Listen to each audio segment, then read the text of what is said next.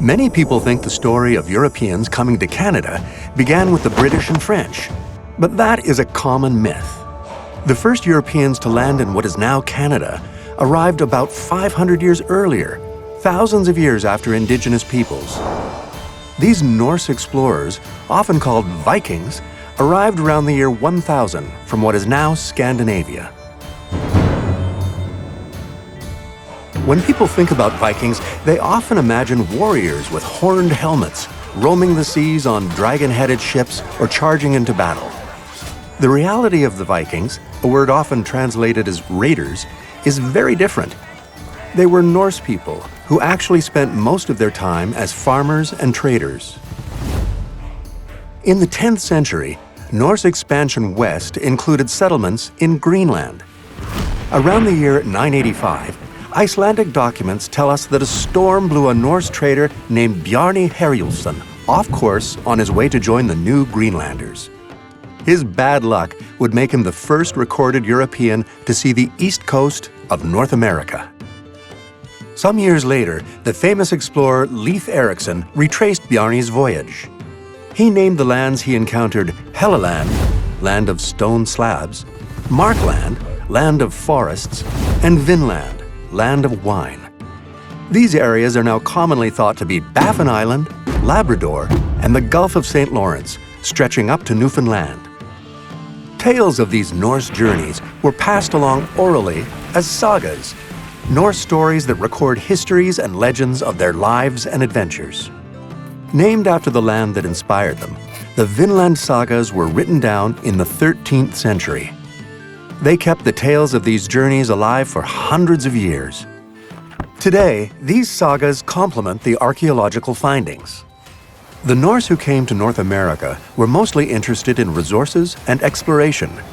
Their ships carried work crews, with some women for domestic labor. They built a base camp on Newfoundland's Great Northern Peninsula and named the settlement Stromfjord. It is believed to be the site known today as Meadows. Stromfjord had room for about 100 people and featured 3 large halls, a small house, a hut, and 3 pit buildings. The Norse worked at the base camp. They manufactured iron and traveled extensively by water. Archaeologists have found traces of butternuts, a type of walnut found in southeastern Canada. This indicates that the Norse went south to New Brunswick and the Gulf of St. Lawrence. It is likely that the Norse set up multiple camps. In the sagas, a camp called Hope was used in the summers. At Hope, the Norse came across resources like wild grapes, the source of their wine, and also the reason for the name Vinland. The area where the Norse landed had first been occupied about 6,000 years ago by several indigenous groups. These included the maritime archaic tradition, the Grosswater tradition, the Dorset, and the ancestral Beothuk. When the Norse newcomers arrived at Meadows, hearths, artifacts, and tent rings revealed that the area had been previously occupied.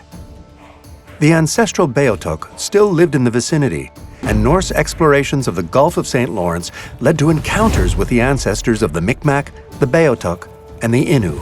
The sagas mention both peaceful and violent encounters with the local indigenous population, but they only tell a small piece of the complex relationships between these peoples. Conflicts with indigenous communities might have been one of the reasons why the Norse did not establish a permanent colony in Canada. But the Greenlanders also didn't have a large enough population to sustain travel to both Europe and Vinland. So the Norse abandoned their base in Canada, only returning occasionally to Labrador for lumber. As the memory of these journeys faded, the Vinland sagas kept their legacy alive. But without physical evidence, the stories were often left out of mainstream history. 1,000 years after Bjarni's voyage, Norwegian archaeologist Anne Stein Ingstad led the first excavations on Meadows. In 1978, this long-lost historical site was designated one of the first UNESCO World Heritage Sites.